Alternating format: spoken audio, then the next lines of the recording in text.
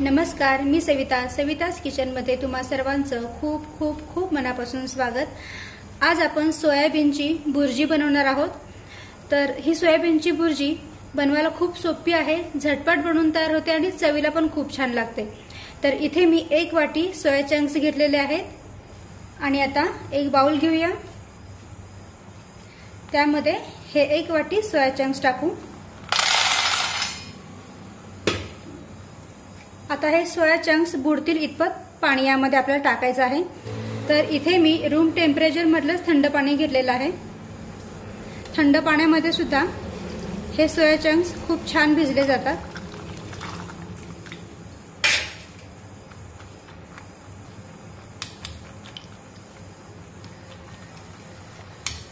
आता हे soya chunks आपण साधारण 15 ते 20 मिनिटे किंवा अर्धा तास पाण्यामध्ये भिजत ठेवू।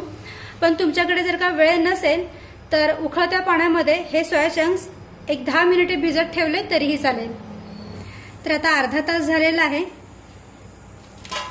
आणि तुम्ही पाहू शकता हे सोया चंक्स अगदी व्यवस्थित भिजलेले आहेत। मधल्या वेळेत सुद्धा चमच्याने हे सोया चंक्स मी असे दाबून घेत होते, जेणेकरून ते सगळीकडून एकसारखे भिजले जातील। अशा पद्धतीने हलवून घ्यायचे एकसारखे, म्हणजे मग ते व्यवस्थित भिजले जातात। हे पहा, आतपर्यंत अगदी व्यवस्थित भिजलेले आहेत आणि आकाराने सुद्धा छान फुललेले आहेत।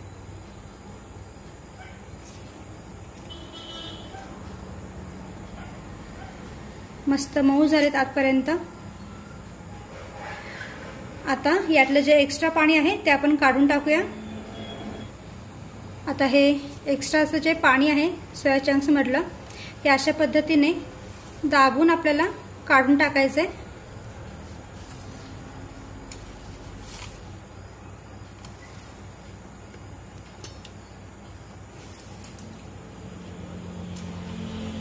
आणि आता मिक्सरचं एक भांडे घेऊया, त्यामध्ये हे सोया चंक्स टाकूया। याचा आपल्याला खिमा तयार करून घ्यायचा आहे।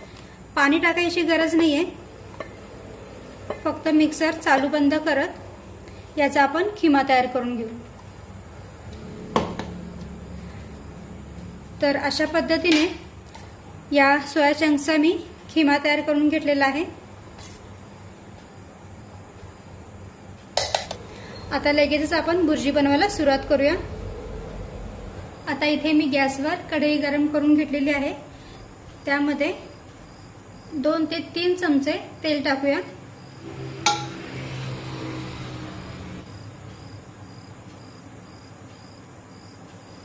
आता तेल हलकसं गरम झालं की गॅसची फ्लेम कमी करूया आणि त्यामध्ये अर्धा चमचा जिरे टाकूया। जिरे छान फुलले पाहिजेत।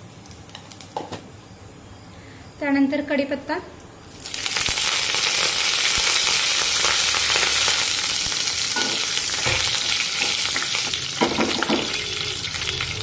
त्यानंतर 2 मोठ्या आकाराचे कांदे टाकायचे आहेत, बारीक कट केलेले। कांदा थोडा जास्तच वापरायचा, म्हणजे ही भुर्जी चवीला खूप छान लागते। आता गॅसची फ्लेम मध्यम ठेवून हा कांदा हलकासा तांबूस रंगावर येईपर्यंत परतून घेऊया।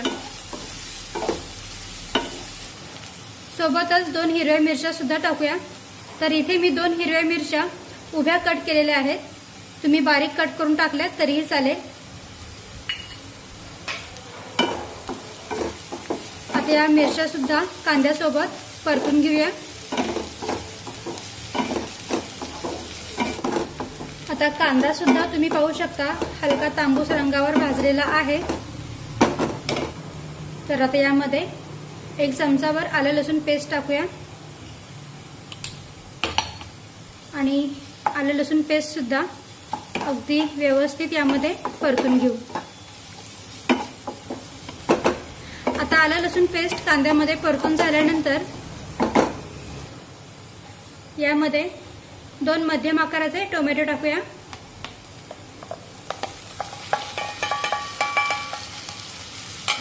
आणि हे टोमॅटो सुद्धा मऊ होईपर्यंत शिजून घेऊ। आणि आता टोमॅटो सुद्धा यामध्ये अगदी मऊ शिजलेले आहेत। तर आता यामध्ये आपण काही मसाले ऍड करूया। अर्धा चमचा हळद, 1 चमचा लाल मिरची पावडर, 1 चमचा गरम मसाला पावडर।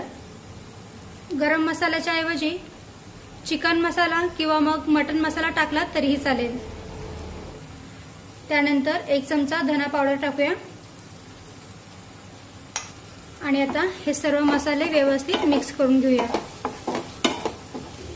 तर साधारण 1 मिनिट मी हे सर्व मसाले परतून घेतलेले आहेत। मसाले व्यवस्थित परतून घेतले म्हणजे मग त्याचा कच्चा स्मेल राहत नाही।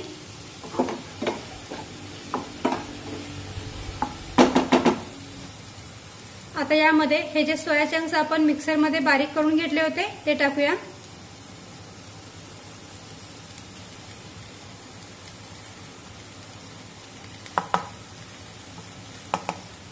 आता गॅसची फ्लेम मंद ठेवायची आणि मंद आचेवर हे सर्व मिक्स करून घ्यायचे।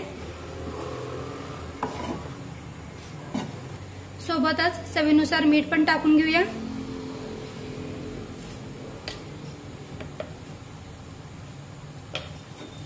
आणि मीठ सुद्धा यामध्ये अगदी व्यवस्थित मिक्स करून घेऊ। चवीला ही भुर्जी खूप छान लागते, नक्की करून बघा। आता यामध्ये कोथिंबीर टाकूया।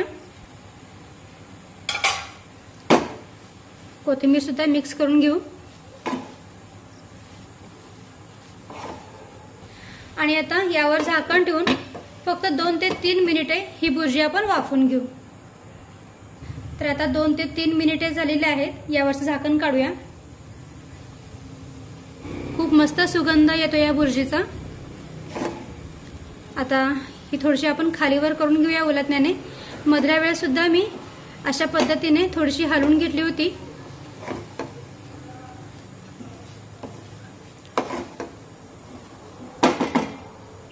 वरून थोडीशी कोथिंबीर टाकूया। तर इथे आपली सोयाबीनची भुर्जी बनून तयार आहे। आता गॅस बंद करूया आणि ही भुर्जी काढून घेऊ। तर इथे आपली सोयाबीनची भुर्जी बनून तयार आहे। अगदी झटपट बनून तयार होते, चवीला पण एकदम मस्त लागते। चपाती, वरण भात, भाकरी किंवा मग मसाला पाव सोबत सुद्धा तुम्ही खाऊ शकता। तर नक्की करून बघा आणि व्हिडिओ आवडला असेल तर व्हिडिओला प्लीज लाईक करा, शेअर करा आणि सबस्क्राईब करायला विसरू नका। थँक्यू।